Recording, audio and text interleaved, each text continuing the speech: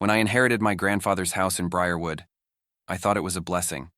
A fresh start in a quiet countryside seemed perfect after the chaos of my failed marriage and the daily grind of city life. The house, a grand yet decaying Victorian estate, sat on the edge of a dense forest. It had always fascinated me as a child, though I hadn't visited since I was 12. Arriving at dusk, the house looked more imposing than I remembered. Its once pristine white exterior was now weathered and gray, with ivy creeping up the walls. The windows glinted in the dying sunlight as if watching me. Inside, the air was musty, thick with the scent of old wood and forgotten memories. I spent the first few days unpacking and exploring. The creaking floorboards and faint whispers of wind through the cracks in the walls were unsettling at first, but I attributed them to the house's age. Then I found the attic. The entrance to the attic was hidden behind an old wardrobe in one of the guest rooms. The wardrobe itself was unremarkable, but when I moved it aside to clean, I discovered a narrow staircase leading upward. A surge of childhood memories returned. I remembered my grandfather's strict warnings never to go up there. The attic was dark and cluttered, filled with trunks, old furniture, and stacks of yellowed newspapers. As I sifted through the items, I stumbled upon a large, ornate mirror covered with a dusty sheet. Its gilded frame was intricately carved with twisted vines and unfamiliar symbols. Something about it made my skin crawl, but curiosity won out, and I uncovered it. The glass was so polished it seemed almost liquid, reflecting the dim light in an unnatural way. As I stared, the reflection shifted. For a moment, I thought I saw movement behind me, shadows darting across the room. I whipped around, but nothing was there.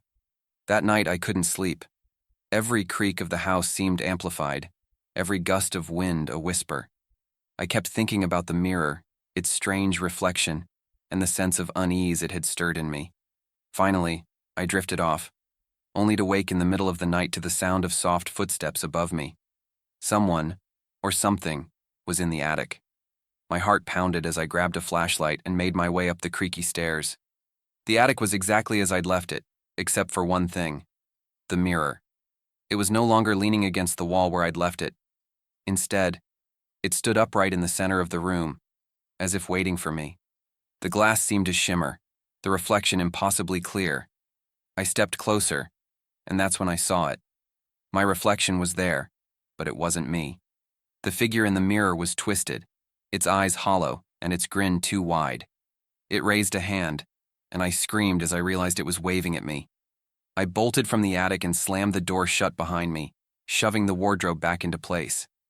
I tried to convince myself it was a trick of the light, a figment of my overactive imagination, but the unease lingered. I spent the rest of the night on the couch, clutching a kitchen knife, my eyes darting to every shadow. The next day, I resolved to get rid of the mirror. Armed with gloves and a heavy tarp, I moved the wardrobe and climbed back into the attic. The mirror stood exactly where it had been the night before, its surface dull in the morning light. I refused to look directly at it as I covered it with the tarp and dragged it down the stairs. Outside, I heaved it into the trunk of my car and drove to the nearest junkyard. The whole way there, I felt as though I was being watched. At the junkyard, I told the attendant I wanted to dispose of some old furniture. He barely glanced at the mirror before waving me toward the drop-off area. I left it there, uncovered, and drove away as fast as I could. That night, I slept better, convinced the nightmare was over. But when I went downstairs the next morning, I froze. The mirror was back. It stood in the corner of the living room, its surface gleaming as though it had been polished. I felt a cold dread settle over me. This couldn't be happening. I had left it miles away, seen it with my own eyes in the junkyard. Yet here it was, silent and accusing. I tried to destroy it. I swung a hammer at the glass with all my strength, but the mirror didn't so much as crack. Instead, the hammer rebounded, nearly hitting me in the face. Frantic, I dragged it outside and tried to smash it with a sledgehammer. Nothing worked. The mirror was unbreakable, impervious to my desperation. As the sun set, the whispers began. They seemed to come from the forest at first, faint and indistinct. But soon, I realized they were coming from the mirror. I could hear them, low and insistent, calling my name. That night, I had the most vivid nightmare of my life. I was standing in the forest, the trees pressing in around me. The mirror was there, its surface glowing with an eerie light. My reflection stepped out of the glass, grinning that same twisted grin. It spoke, but the words didn't make sense. An ancient language, guttural and harsh. I tried to run, but the forest wouldn't let me. The trees shifted, their branches closing in, forcing me closer to the mirror. My reflection reached out, its hand passing through the glass as if it were water. When it touched me, I woke up screaming. The days blurred together after that. The mirror followed me everywhere. No matter where I moved it or tried to leave it, it always reappeared in the house. The whispers grew louder, the shadows darker. I started seeing things out of the corner of my eye, figures darting between rooms, watching me from the forest. Desperation drove me to the town's library, where I pored over old records and local folklore. I learned that the house had a history, one my grandfather had never mentioned. The previous owner, a reclusive collector of occult artifacts, had vanished under mysterious circumstances. The mirror, I realized, had been his. The townsfolk called it the Watcher's Glass. Legends spoke of a curse, of the mirror drawing its victims into its depths, trapping their souls forever. The only way to break the curse, they said, was to face the mirror, to confront whatever it showed you. That night, I did just that. I dragged the mirror into the center of the living room and sat before it, trembling. The glass shimmered and my reflection appeared. But it wasn't me. It was the same twisted figure, its hollow eyes staring into mine. "What do you want?"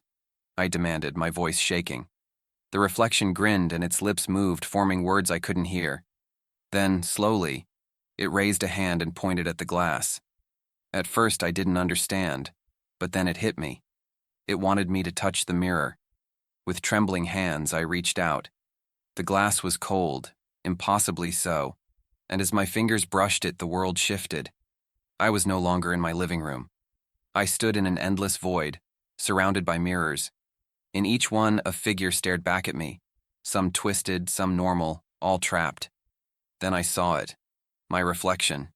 It stepped forward, grinning that same terrible grin, and whispered, "It's your turn." When I woke up, the mirror was gone. But every time I catch my reflection, I see it smile back.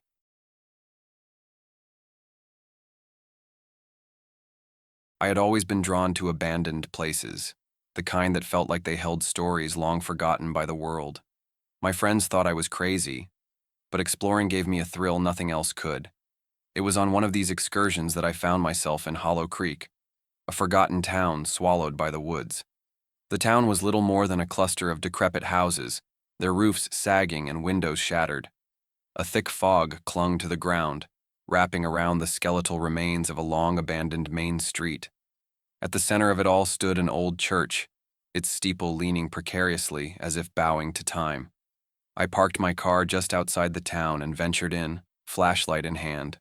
The first oddity I noticed was the silence.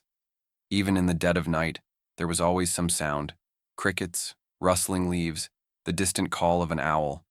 But here, there was nothing. My footsteps echoed unnaturally, as though the town itself was listening. I decided to start with the church. Its door was slightly ajar, creaking on rusted hinges as I pushed it open. Inside, the air was damp and cold, the faint scent of mildew mixed with something metallic. Pews were overturned, hymnals scattered like fallen leaves. At the far end of the nave, a single lantern sat on the altar, its faint glow casting flickering shadows across the walls. Curiosity pulled me closer. The lantern was old, made of tarnished brass, its flame unnaturally steady despite the drafty room. As I reached out to touch it, a voice whispered, low and insistent, "Don't." I froze, whipping around. The church was empty, but the whisper lingered in the air, wrapping around me like a shiver. "Hello?" I called, my voice cracking. Only silence answered. Against my better judgment, I picked up the lantern. Its brass was cold to the touch, and as soon as my fingers wrapped around the handle, the flame flared, casting the room in a bright, eerie light. I felt a pull, not physical but almost instinctual, leading me back outside. As I stepped into the foggy streets, the lantern's light pierced the gloom, revealing a path that hadn't been there before. Cobblestones emerged from the mist, leading deeper into the woods. I hesitated. This wasn't part of the plan. I was here to explore the town, not venture into some unknown trail. Yet the pull was undeniable, and my feet moved almost on their own. The path wound through the dense forest, the trees pressing in closer with each step. The fog thickened, muffling my footsteps and turning the world into a gray void. The lantern's glow was the only constant, a beacon that guided me forward. After what felt like hours, I came to a clearing. At its center stood a house much older than anything in the town. Its wooden frame was warped and blackened, as though it had survived a fire. The windows were dark, but the lantern's light reflected off the glass, showing me faint movements inside. The pull grew stronger. I didn't want to go inside, but something compelled me to approach. The door opened before I could reach it, swinging inward with a groan. The air inside was oppressive, heavy with the weight of untold stories. The walls were lined with shelves, each one filled with jars of varying sizes. Their contents were obscured by a thick, cloudy liquid, but I could see shapes within, twisted, indistinct forms that made my stomach churn. In the center of the room was a table, and on it lay an old, leather-bound book. The lantern's light seemed to brighten as I approached, illuminating the book's cover, which bore a single word etched into the leather: names. Against my better judgment, I opened it. The pages were filled with lists, written in a spidery hand that made the names almost unreadable. As I flipped through, I noticed one name that stood out, written in fresh, wet ink: Elliot Gray. My blood turned cold. That was my name. The room felt darker now, the lantern's glow dimming as the air grew colder. From the shadows, a voice emerged, soft, melodic, yet filled with malice. "You've come to claim your place." I spun around, and there she was. A woman stood in the corner, her face pale and eyes like hollow voids. Her dress was tattered, its fabric seeming to shift like smoke. "Who are you?" I stammered, clutching the lantern like a lifeline. She smiled, but it was a joyless thing. "I am the keeper of the list, the one who ensures the balance." "What balance?" "The balance of the forgotten. Every soul that wanders here is a name added to the book, a debt to be paid." I stumbled back, the lantern flaring as though reacting to my fear. "I didn't come here for this," I said, my voice shaking. "I don't owe you anything." "You came because you were called," she said, stepping closer. Her movements were slow, deliberate, like a predator sizing up its prey. "The moment you touched the lantern, you became part of the story." "No," I whispered, my mind racing. "There has to be a way out." She tilted her head as though considering. "There is always a way, but it comes at a cost." I didn't wait to hear her terms. Gripping the lantern, I bolted for the door.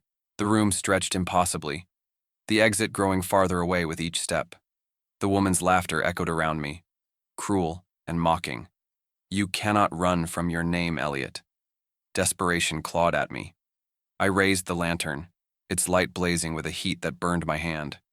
The room seemed to recoil, the walls shuddering as shadows peeled away. The door was within reach now, and I lunged for it, bursting into the clearing. The forest had changed. The path was gone, replaced by an endless expanse of trees that swayed despite the still air. The lantern's light flickered wildly, casting erratic shadows. Her voice came from everywhere and nowhere. "The forest will not let you go, not until the debt is paid." I gritted my teeth. The book's image seared into my mind. The names, the ink. There had to be a way to erase mine. The lantern's pull shifted, guiding me deeper into the woods. I followed, running until my lungs burned and my legs threatened to give out. At last I found another clearing. At its center was a stone pedestal, and on it rested the book. The same book from the house, open to the page with my name. The woman's voice was softer now, almost a whisper. "Erase your name, and another must take your place." I stared at the book, the ink glistening like fresh blood. The lantern's light hovered over the page, illuminating a blank line beneath my name. My hand trembled as I reached for the quill beside it. "Who will it be?" she asked, her tone almost playful. Images flashed in my mind. My friends, my family, the people I loved. The weight of the choice crushed me. I couldn't condemn someone else to this. "No," I said, stepping back. "There has to be another way." The woman appeared beside me, her expression unreadable. "Courage is rare," she said softly, "but it will not save you." She reached for me, her fingers cold as death. The lantern flared one final time, blinding us both. When the light faded, I was back in my car, parked just outside Hollow Creek. The lantern sat on the passenger seat, its flame extinguished. I drove away, vowing never to return. But even now, the lantern sits on my mantel, its flame occasionally flickering to life, reminding me that my name is still in the book, and the debt remains unpaid. It started with a whistle. Not the kind you hear from someone calling a dog or signaling in a crowd, but a soft, lilting melody that seemed to float on the breeze. I first heard it on my evening walks through birchwood trails, a quiet stretch of forest near my home. At first, I dismissed it as a bird song or a trick of the wind, but the more I heard it, the less natural it seemed. I work from home, so my daily walks were a necessity, a way to stretch my legs and clear my head. Birchwood trails had always been my sanctuary, a place where the rustling leaves and babbling brook drowned out the chaos of the world. But after I started noticing the whistle, the woods felt off. Shadows stretched too far. Tree branches seemed to twist unnaturally, and the usual hum of wildlife grew quieter with each visit. One evening, I decided to stay out later than usual. The sky was painted with the warm hues of sunset, and I wanted to see the trails bathed in twilight. As I ventured deeper, the whistle began again, clear and haunting. It wasn't a random tune. It had a pattern, a rhythm that seemed almost purposeful. I stopped to listen, scanning the trees for the source, but there was nothing. Just the sound, echoing faintly, as if the forest itself was humming a tune. "Hello?" I called out, more out of curiosity than fear. The whistle stopped abruptly, leaving an eerie silence in its wake. As the last light of day faded, I realized I had ventured farther than I intended. Pulling out my phone, I checked the time, 7:45 p.m., and opened my GPS. The signal flickered before disappearing entirely. Great. I turned back the way I came, or at least I thought I did. The trees all looked the same in the growing darkness, their gnarled branches reaching out like skeletal arms. My footsteps sounded unnaturally loud, crunching against the fallen leaves, and I felt the unmistakable sensation of being watched. Then the whistle began again, louder this time and closer. My stomach tightened. "Who's there?" I demanded, my voice betraying my growing unease. The whistle stopped again, replaced by the sound of rustling leaves. I quickened my pace, hoping to find the main trail. But the deeper I went, the more the forest seemed to twist and shift around me. The path was gone, replaced by dense underbrush and ancient trees. Panic began to creep in. After what felt like hours of aimless wandering, I stumbled into a clearing. At its center stood an old, weathered bench, its wooden planks warped and covered in moss. Behind it, a stone well jutted out of the ground, its edges cracked and overgrown. The whistle returned, soft and almost mournful, drifting from the direction of the well. I didn't want to approach, but something compelled me to. Each step felt heavier, as though the earth itself was trying to pull me back. When I reached the well, I peered inside. The darkness within seemed bottomless, and the whistle echoed up from its depths. My breath caught as I noticed something lying on the well's rim. A tattered piece of fabric, dirt-streaked and faded. I picked it up, realizing it was a scarf, its material soft but worn. Something about it felt familiar, though I couldn't place it. "Return it," a voice whispered behind me. I spun around, heart hammering in my chest. No one was there.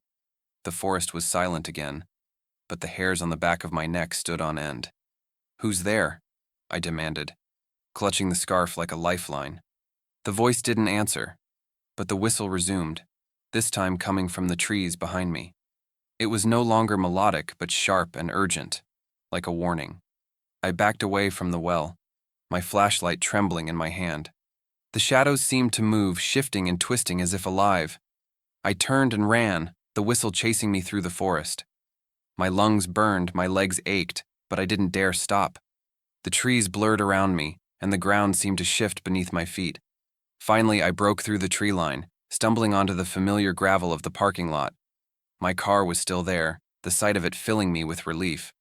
I climbed inside, locking the doors and gripping the steering wheel until my knuckles turned white.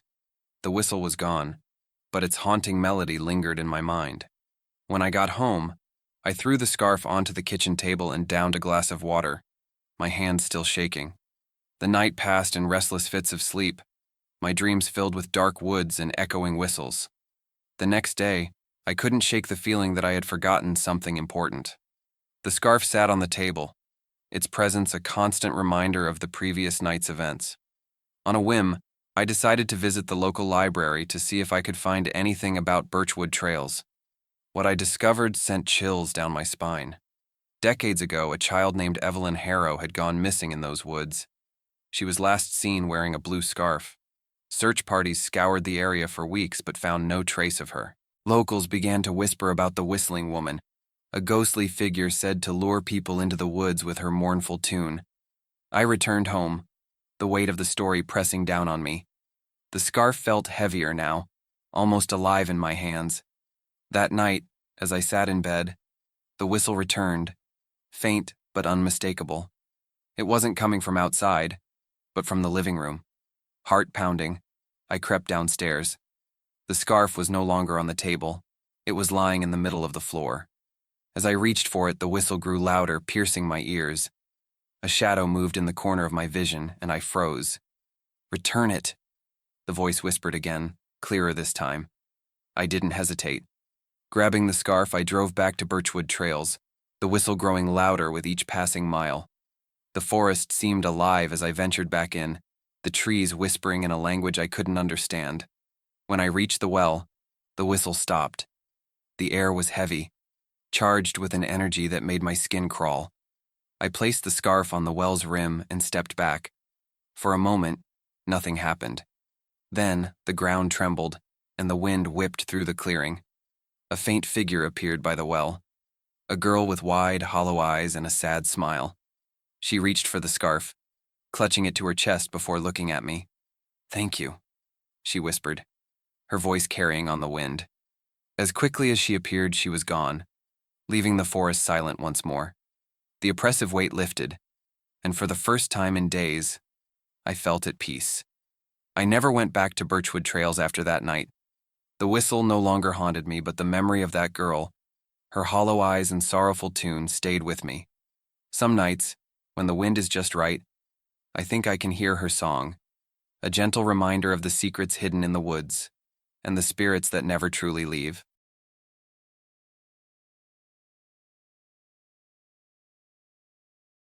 When I was 12, my family moved to the outskirts of a small town called Millhaven. It was a sleepy place with not much to do, surrounded by dense woods and rolling hills. But what intrigued me most was the abandoned fairground a few miles from our house. It was the talk of the town, a place shrouded in rumors and ghost stories. Everyone called it the Fairground of Echoes. According to the locals, the fairground had been shut down decades ago after a tragic accident. A ride had malfunctioned, killing several people, and the owner disappeared shortly after, leaving the park to rot. Kids at school swore the place was haunted. They told stories about eerie laughter in the dead of night and shadows that moved on their own. I wasn't sure I believed them, but the idea of an abandoned fairground fascinated me. One summer afternoon, curiosity got the better of me. Armed with a flashlight and my old Polaroid camera, I decided to check it out for myself. The path to the fairground was overgrown with weeds, the air thick with the scent of pine and damp earth. As I approached, the remnants of the park came into view. Rusted rides, broken ticket booths, and tattered banners flapping in the breeze. The place was eerily silent, save for the occasional creak of metal swaying in the wind. I wandered through the dilapidated grounds, taking pictures of the forgotten rides. The Ferris wheel loomed overhead, its once bright colors faded and peeling. The carousel stood still, its painted horses chipped and weathered. It was beautiful in a haunting way, a snapshot of a world left behind. As I ventured deeper into the park, I began to notice strange things. A faint melody drifted through the air, soft and distorted, like an old carnival tune played on a broken record. At first I thought it was my imagination, but the sound grew louder the further I went. I followed the melody to the center of the fairground where the funhouse stood. Its entrance was a grotesque clown face, its gaping mouth serving as a doorway. The paint on the clown's face had long since faded, giving it a grim, skeletal appearance. I hesitated, the haunting melody seeping from inside. Logic told me to turn back, but my curiosity pushed me forward. The air grew colder as I stepped through the clown's mouth, the darkness inside swallowing me whole. The funhouse was in complete disrepair. Mirrors lined the walls, their surfaces cracked and cloudy. The floor creaked under my weight, and cobwebs hung from the ceiling like tattered curtains. My flashlight flickered, casting distorted shadows on the walls. As I moved further in, the melody shifted, turning into something darker, more dissonant. It felt alive, wrapping around me like a cold, invisible hand. I stopped in front of a large, cracked mirror. My reflection stared back at me, but something was wrong. My reflection wasn't mimicking my movements. It was standing perfectly still, staring at me with unblinking eyes. I took a step back, heart pounding, but the reflection didn't move. Instead, it smiled, a wide, unnatural grin that sent chills down my spine. Then, without warning, it raised its hand and pointed behind me. I spun around, my flashlight trembling in my grip. The hallway was empty, but the air felt heavy, oppressive. I turned back to the mirror, but my reflection was gone. Panic set in as the melody grew louder, almost deafening. I stumbled out of the funhouse, gasping for air. The sunlight outside felt harsh and unreal, as though the world had shifted while I was inside. But the park was the same, silent, desolate, and oppressive. I decided I had seen enough. Clutching my camera, I made my way toward the exit. But the path I came from was gone, replaced by a twisted maze of overgrown weeds and rusted fences. I wandered for what felt like hours, the oppressive silence pressing down on me. As the sun began to set, I stumbled upon a small booth with a faded sign that read, "Fortune Teller." The booth's curtains fluttered in the breeze, though there was no wind. Against my better judgment, I approached. Inside, a dusty crystal ball sat on a small table, surrounded by cobweb-covered tarot cards.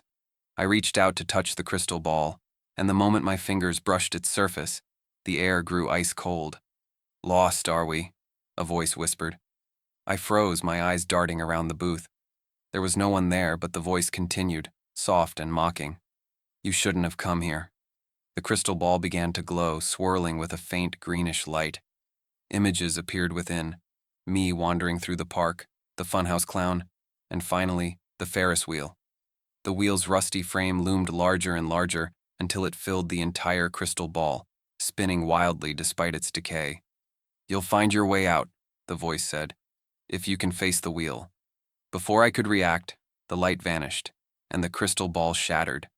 The sharp sound jolted me back into motion, and I bolted from the booth, my heart racing. The Ferris wheel was easy to find, its skeletal frame silhouetted against the blood-red sunset. The melody returned as I approached, now accompanied by faint whispers that seemed to come from the shadows themselves. The wheel creaked ominously as I climbed into one of the cars, the rusted metal groaning under my weight. The car jerked forward, and the wheel began to move, slowly at first, then faster and faster. The world blurred around me as the wheel spun, the whispers growing into a cacophony of voices.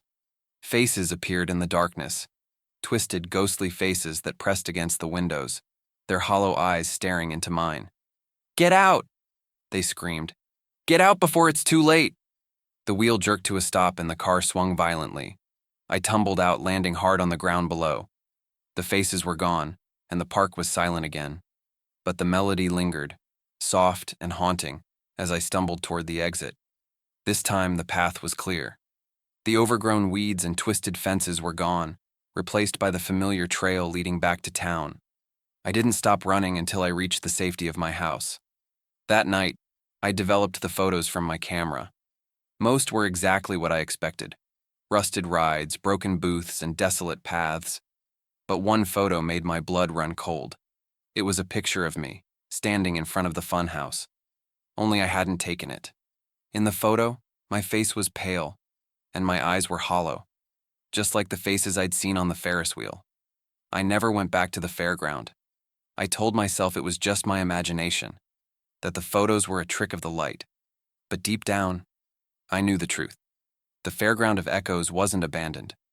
It was alive, feeding on the curiosity of those who dared to enter.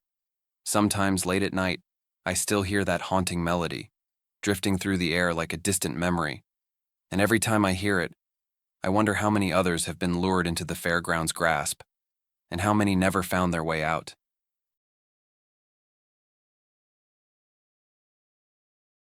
My name is Ethan Walker, and I've spent my entire life working with the sea. For the past 20 years, I've been a lighthouse keeper, a solitary job that suited my quiet nature. Ravenswood Lighthouse was my latest assignment, a lonely structure perched on a jagged cliff overlooking the Atlantic Ocean. The closest town was miles away, and the lighthouse itself had a reputation that preceded it. Locals whispered about strange occurrences, lights flickering in clear weather, distant cries heard over the roaring waves, and shadows that danced where no one stood. I didn't believe in ghosts or superstitions, but Ravenswood had a history. It was built in the 1800s and had seen its share of tragedies, wrecked ships, lost sailors, and most famously, the disappearance of its first keeper, Samuel Gray, who vanished without a trace in 1872. My first night at Ravenswood was uneventful, save for the wind howling against the thick stone walls. I settled into the keeper's quarters, a cramped but cozy room below the beacon. The sound of the waves crashing against the rocks was oddly soothing, and I drifted off to sleep quickly. But my peace didn't last long. I woke in the middle of the night to a loud bang. Sitting up, I listened intently. At first I thought it was the storm outside, but then I heard it again, closer this time. It sounded like footsteps echoing up the metal stairs leading to the beacon. Grabbing my flashlight, I climbed out of bed and made my way to the staircase. The beam of my light cut through the darkness, but there was nothing there. I chalked it up to the wind and went back to bed. Over the next few days, the strange noises continued. Footsteps, whispers, and once, the unmistakable sound of a door slamming. I started to notice other oddities too. Tools I had left neatly arranged were scattered across the room when I returned. My logbook disappeared one evening, only to reappear the next morning in the exact spot I had left it. One night, as I inspected the beacon, I caught movement out of the corner of my eye. I turned quickly, but all I saw was the empty staircase winding down into the darkness. Yet I couldn't shake the feeling that I was being watched.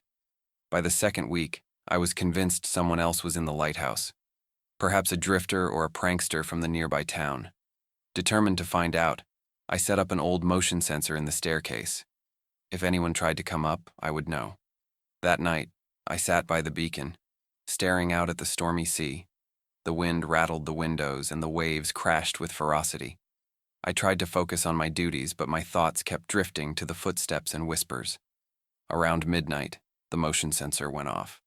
I jumped to my feet, heart pounding, and aimed my flashlight down the staircase. "Who's there?" I called, my voice firm despite the fear bubbling in my chest. Silence. I descended slowly, each step echoing in the narrow space. When I reached the bottom, I found nothing but the sensor, blinking red. Frustrated, I returned to the beacon. But as I passed the keeper's quarters, I froze. The door, which I had left closed, was wide open. Inside, my belongings were scattered across the floor, as if someone had ransacked the room. My logbook lay open on the desk, and scrawled across the pages were words in thick, uneven handwriting. "Get out!" Panic surged through me, but I forced myself to think logically. Someone had to be messing with me. I spent the next day inspecting every inch of the lighthouse. The doors were locked, the windows secure, and there was no sign of forced entry. It didn't make sense. That evening, I decided to confront whatever, or whoever, was responsible. I left the logbook on the desk with a pen beside it, daring them to return. Then I sat in the beacon, flashlight in hand, and waited. Hours passed, and the storm outside intensified. Lightning illuminated the sea, and thunder shook the walls. Just as I began to doze off, a chill swept through the room, far colder than the wind outside. The hair on my arm stood on end. Then I heard it, a faint voice barely audible over the storm. "Help me." I whipped around, but no one was there.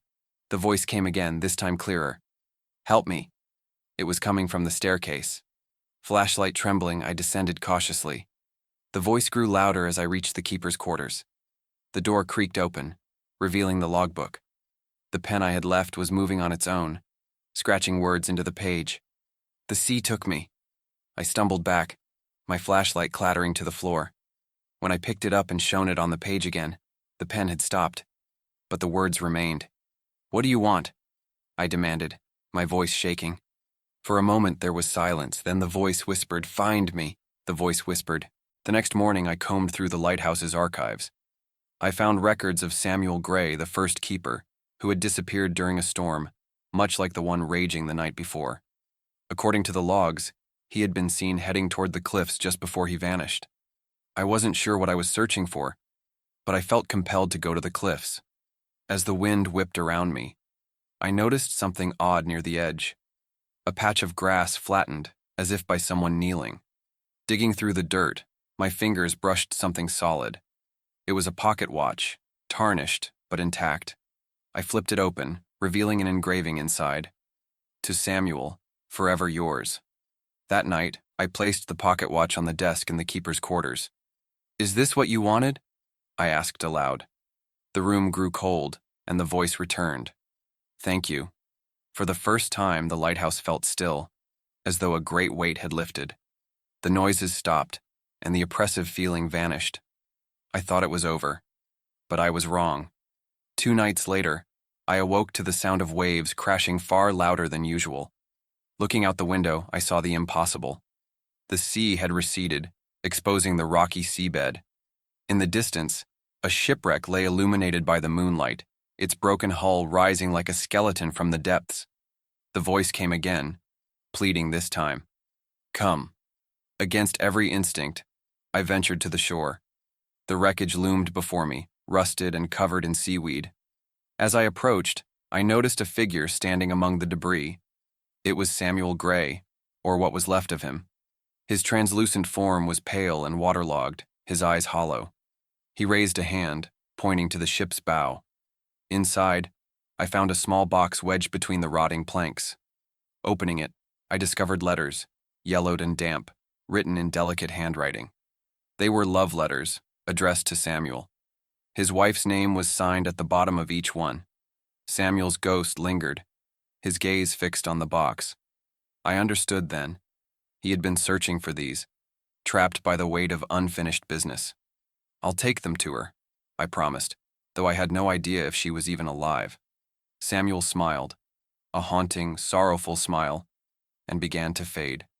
As he disappeared, the tide returned, swallowing the wreckage. The next day, I tracked down Samuel's descendants in a nearby town. His wife had passed long ago, but I gave the letters to his great-granddaughter. She thanked me, tears in her eyes, saying the family had always wondered about him. Ravenswood Lighthouse is quiet now. The voices are gone, the shadows no longer dance, and the air feels lighter.